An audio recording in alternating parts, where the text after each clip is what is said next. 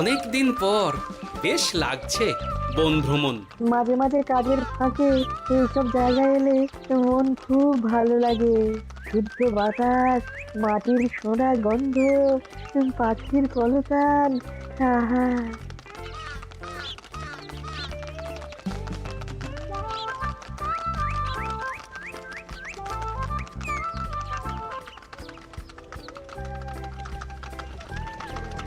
মহারাজের রথ থামছে। আমরা এইখানে বসে আজ রাজকার্য পরিচালনা করব।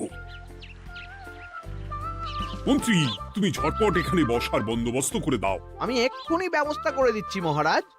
এই এখানেই আমাদের বসার জন্য ছাউনি করে দাও। এক্ষুনি করে দিচ্ছি মন্ত্রী মশাই। এরা বসার জায়গাটা করে দিক, ততক্ষণ আমরা একটু হেঁটে আসি।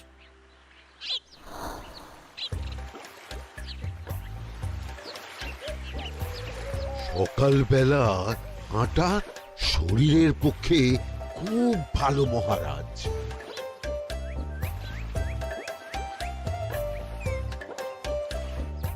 আগেকার দিনে রাজা মহারাজরা এই সব বনে মৃগয়া করতে আসতেন। মৃগয়া একদম ভালো নয় মন্ত্রী। তুমি জঙ্গলে আসছো অন্য প্রাণীদের মারতে। কেন মারবে? ওরা তো তোমার কোনো ক্ষতি করেনি। না, তা করেনি, কিন্তু তখন ওটা রাজা মহারাজাদের খেলা ছিল। শুনেছি আপনার প্রপিতামহ খুব ভালো বাঘ শিকার করতেন, অনেক বাঘ মেরেছেন। মন্ত্রী, তুমি একটা কথা হয়তো জানো না। আমার প্রপিতামহ শিকার করতেন, কিন্তু কোনো স্বাভাবিক জানোয়ারকে নয়, যে বাঘ মানুষ খেকো হয়ে প্রজাদের ক্ষতি করত। আমার প্রপিতামহ সেই সমস্ত বাঘদেরই মারতেন। এছাড়া উনি বন্য প্রাণী সংরক্ষণ করতে বড়ই ভালোবাসতেন।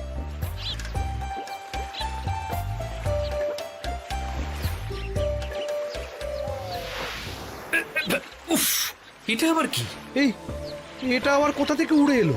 কোথাও তো ঝড় হাওয়া কিছুই নেই।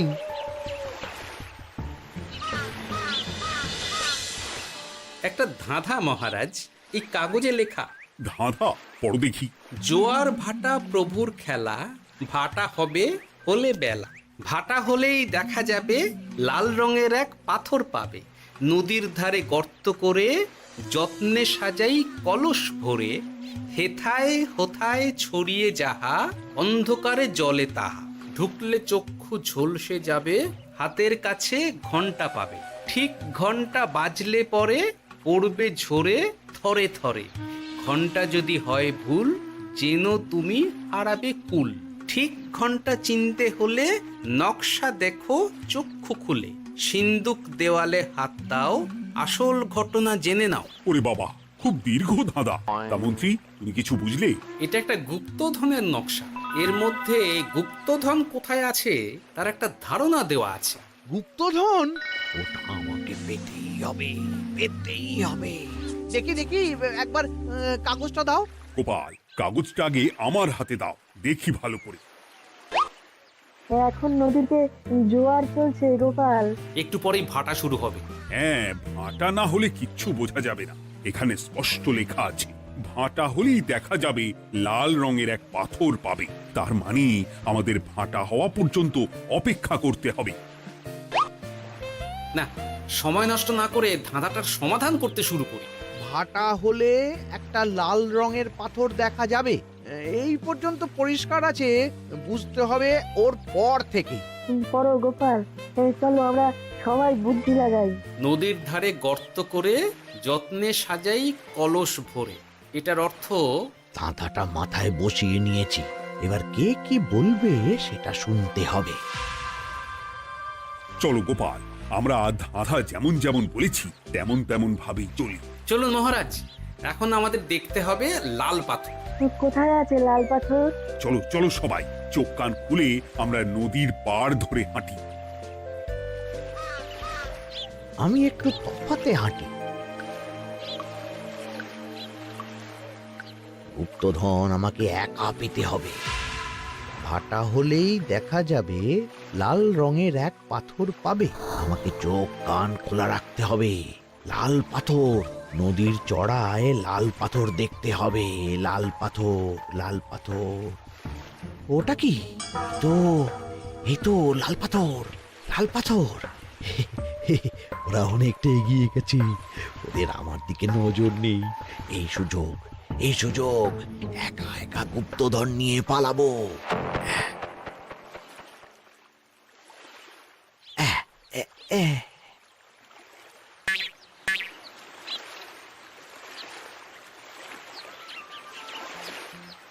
কি গো, আমরা তো হেঁটেই চলেছি, লাল পাথর তো কই দেখতে পাচ্ছি না। আরেকটু হাঁটতে হবে মহারাজ, গুপ্তধন বলে কথা, ওকে আর সহজে ধরা দেয়? সেটা অবশ্য সঠিক কথা। আচ্ছা, আমরা সবাই তো আসছি হেঁটে হেঁটে, মন্ত্রী মশাই গেলেন কোথায়? ও কি যে ঘটে! সত্যি তো, মন্ত্রী কোথায়? ও সেনাপতি, মন্ত্রীকে দেখেছো? কই না তো মহারাজ। তাহলে কোথায় গেলেন মন্ত্রী মশাই? এই জঙ্গলে বাঘ ভাল্লুক আছে, শেষে কিনা বাঘে নিল। হায় হায় হায়, মন্ত্রী গিন্নির কাছে আমি কি মুখ দেখাবো? হুম, বাঘ ভাল্লুকের পেটে যাবার লোক তো মন্ত্রী মশাই নন। ও গোপাল, কি ভাবছো? কিছু তো একটা বলো। এখন আমাদের মন্ত্রী মশাইকেই খুঁজতে হবে। তবে মন্ত্রী মশাই বাঘ ভাল্লুকের পেটে যায়নি। তুমি নিশ্চিত হচ্ছ কি করে? অত পেঁচালো মানুষকে বাঘ ভাল্লুক গন্ধ শুকেই ছেড়ে দেবে, হজম করতে পারবে না। না না না, এখন রসিকতা করার সময় নয়, আমাদের মন্ত্রীকে খুঁজে বার করতেই হবে। কোথায় গেল মন্ত্রী? চলো চলো, গুপ্তধন মাথায় থাক, চলো মন্ত্রীকে খুঁজি। আহ, মন্ত্রী কোথায় গেল কে জানে। একবার পুরো ধাঁধাটা ঝালিয়ে নি। ভাটা হলেই দেখা যাবে লাল রঙের এক পাথর পাবে। ভাটা হয়েছে, লাল রঙের পাথরের মাথায় চাপ দিয়ে গুহার মুখও খুলেছি। এবার নদীর ধারে গর্ত করে যত্নে সাজাই কলস ভরে। এটাই তো ঠিক বুঝতে পারছি না।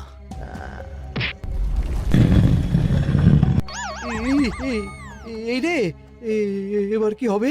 হ্যাঁ মহারাজ, কোথাও একটা আওয়াজ হলো। এই, আওয়াজটা কোন দিক থেকে হলো? চলুন সামনে এগিয়ে যাই। আমার মনে হয় আওয়াজটা সামনের দিক থেকে এলো। আমারও তাই মনে হলো। তবে কি মন্ত্রী মশাই লাল পাথরের হদিশ পেয়ে গেছেন? আমাদের চোখে পড়লো না, অথচ মন্ত্রী মশাইয়ের চোখে পড়ে গেল। আসলে আমরা কথা বলতে বলতে গেছি, তাই নজরে পড়েনি। মন্ত্রী মশাই একা একা আমাদের পেছন পেছন আসছিলেন। উনি ইচ্ছে করেই আমাদের পেছনে পেছনে আসছিলেন। নিজে একা গুপ্তধন নিয়ে যেতে চেয়েছিলেন, এখন কোথায় আছেন কে জানে।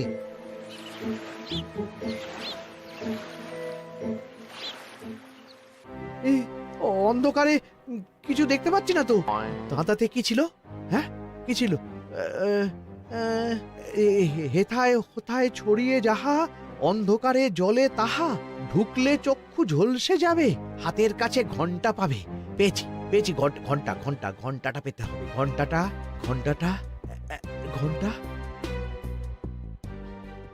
ভাটা হলেই দেখা যাবে লাল রঙের এক পাথর পাবে, নদীর ধারে গর্ত করে যত্নে সাজাই কলস ভরে, হেথায় হোথায় ছড়িয়ে যাহা, অন্ধকারে জলে তাহা, ঢুকলে চক্ষু ঝলসে যাবে, হাতের কাছে ঘন্টা পাবে।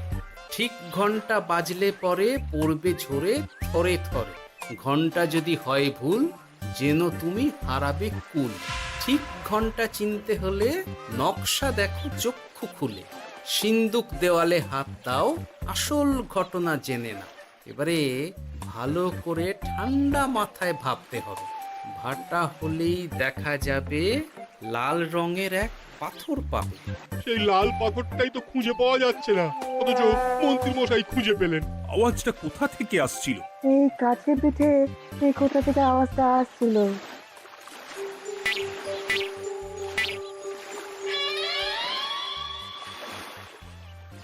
এই তো, এটাই মনে হয় সেই লাল পাথর। একটু নাড়িয়ে চাড়িয়ে দেখি তো কিছু হয় কিনা।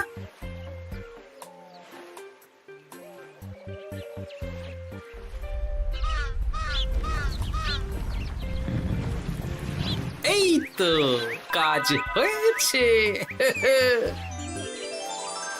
এই তো সুড়ঙ্গ। আপনারা নিচে নামুন। আপনারা কি দেখছেন সেটা বলবেন মহারাজ। সবাই যদি নেমে যাই, যদি কোনো কারণে সুড়ঙ্গের মুখ বন্ধ হয়ে যায়, তাহলে আর আমরা বাইরে বেরোতে পারবো না মহারাজ। গোপাল ঠিকই বলেছে, আমরা দুজন বাইরে থাকি। মহারাজ, আর একটা কথা, কোনো ঘন্টায় হাত দেবেন না, মনে আছে তো? ঘন্টা যদি হয় ভুল, যেন তুমি হারাবে কুল। ওরে বাবা, এই বয়সে আর কুল হারাতে চাই না। ঠিক আছে, তোমার কথাই অক্ষরে অক্ষরে পালন করব। দেখি এই সুরঙ্গে মন্ত্রীমশাইকে দেখতে পাই কিনা। চলুন মহারাজ, সুরঙ্গে নামি। সবাই সাবধানে নামো।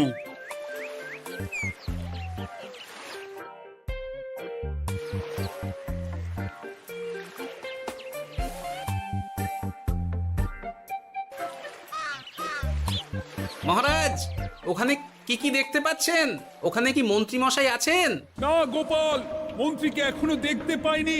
শুধু আমি এখানে অজস্র পাথর দেখতে পাচ্ছি। পাথরে পাথরে ছয়লাভ, ছোট বড় অজস্র। পাথরগুলো বড় অদ্ভুত, কিরকম কিরকম মানুষ মানুষ করুন। লম্বা বেটে হরেক রকম।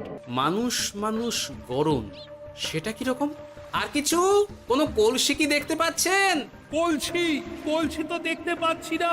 মহারাজ, কলসি থাকতেই হবে, কারণ ধাঁধায় লেখা আছে নদীর ধারে যত্ন করে যত্নে সাজাই কলস ভরে।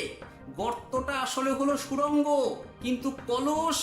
মহারাজ, মহারাজ, এইদিকে এইদিকে একটা কলসের মতো কি যেন আছে।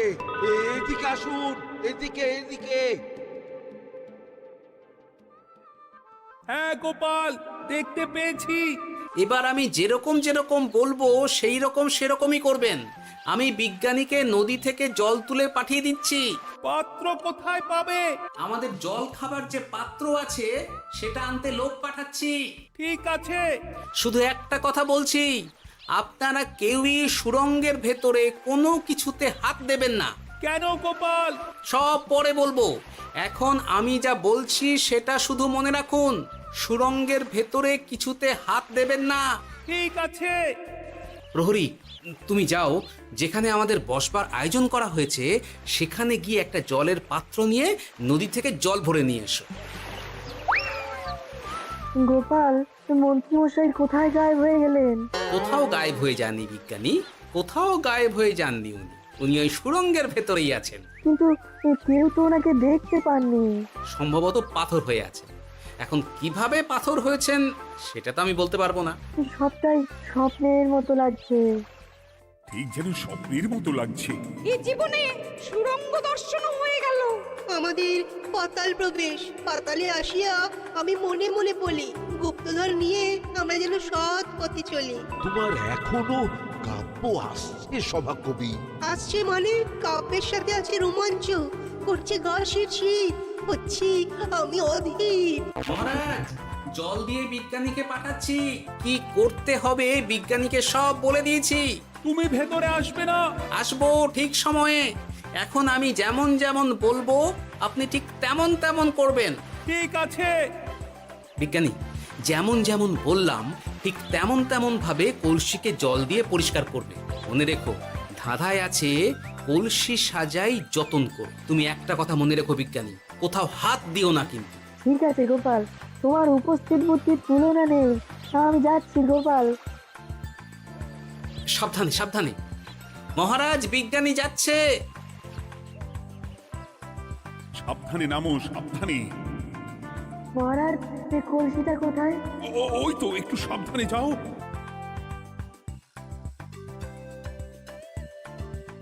বিজ্ঞানী, কলসির দেখা পেয়েছো? পেয়েছি পেয়েছি পেয়েছি। এবারে কলসিটাকে ভালো করে জল দিয়ে ধুয়ে দাও। কলসির আলোয় সুড়ঙ্গ আলোকিত গোপাল। এরপর কি? ভালো করে দেখুন মহারাজ, কোথাও ঘন্টা দেখতে পাচ্ছেন কিনা। ঘন্টা? একটা তো নয়, সার সার ঘন্টা, অনেকগুলো ঘন্টা। সাবধান, ঘন্টায় হাত দেবেন না, শুধু দেখুন।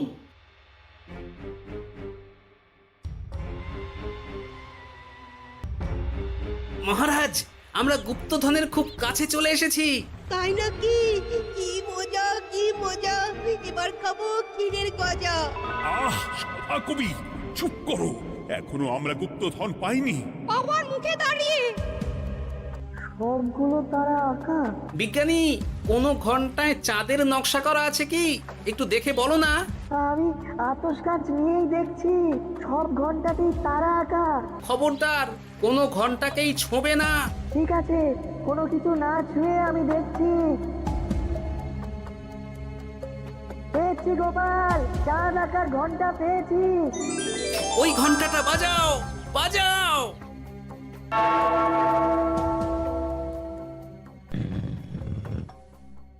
গুপ্তধন পেয়েছেন মহারাজ?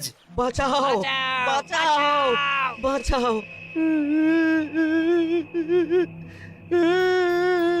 বাঁচান মহারাজ, বাঁচান বিজ্ঞানী, মহারাজ, মন্ত্রীর গলা পাচ্ছ না?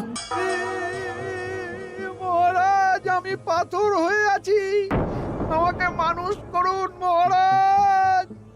তুমি তো মানুষই ছিলে, হঠাৎ করে পাথর হলি কেন? মহারাজ, গুপ্তধন পেয়েছেন? পেয়েছি, তার সাথে মন্ত্রীকেও পেয়েছি।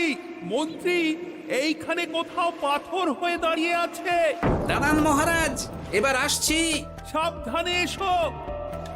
আমি ভেতরে যাচ্ছি, বুঝলে? যদি কোনো কারণে দেখো পাথরটা গুহার মুখটা আটকে দিয়েছে, অমনি তোমাদের কাজ হলো পাথরটাকে ছুঁয়ে ফেলা, বুঝলে? ঠিক আছে গোপাল দাদা, আমার মনে হয় বিপদ আর কিছু ঘটবে না, তবুও সাবধানের তো মান নেই। ঠিক আছে, তুমি নিশ্চিন্তে ভেতরে যাও। বাঁচাও, আমাদের বাঁচাও, আমাদের সবাইকে মানুষ করুন। আমাকে মানুষ করুন মহারাজ। আপনাকে তো মানুষ করা হবে মন্ত্রী মশাই। আগে বলুন, আপনি পাথর হলেন কি করে? ও, মনে পড়েছে, ধারার শেষ লাইন, সিন্দুক দেওয়ালে হাত দাও, আসল খবর জেনে না। সত্যি গোপাল, তুমি না থাকলে এই এত কিছু আমাদের সবার কাছে অজানাই থেকে যেত।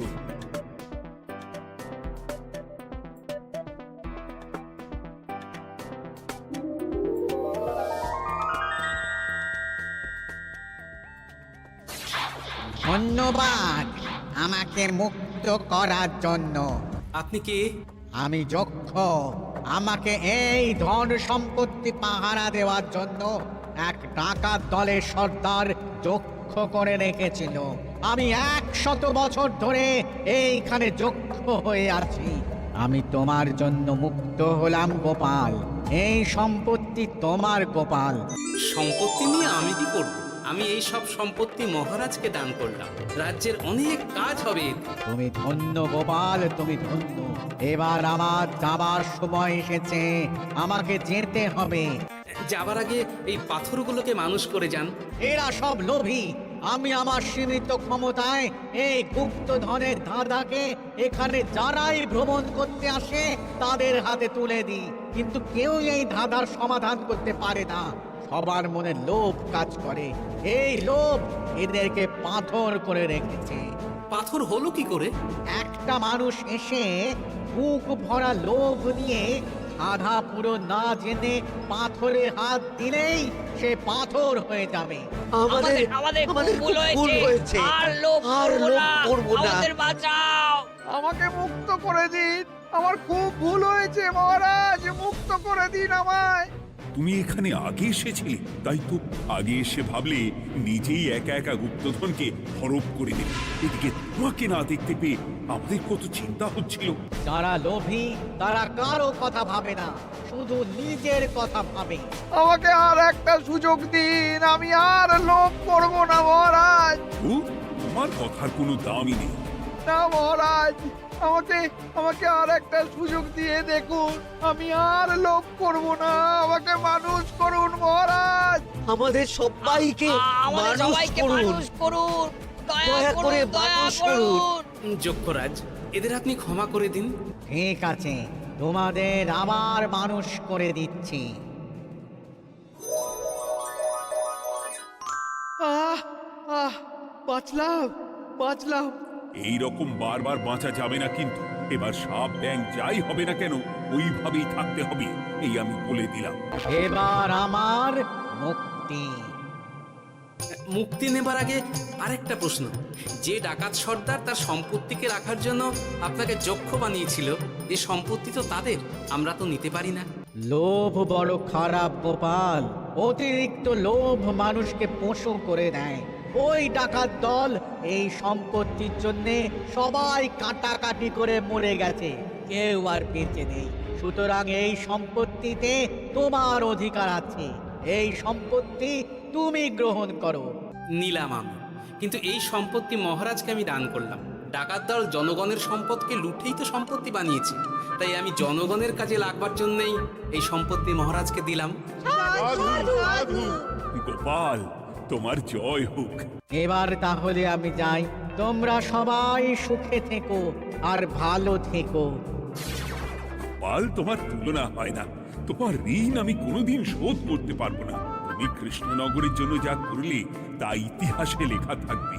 না মহারাজ, আমি এমন কিছু করিনি, এই কাজ সবাই করবে। জয় গোপালের জয়, জয় গোপালের জয়, জয় কৃষ্ণনগরের জয়।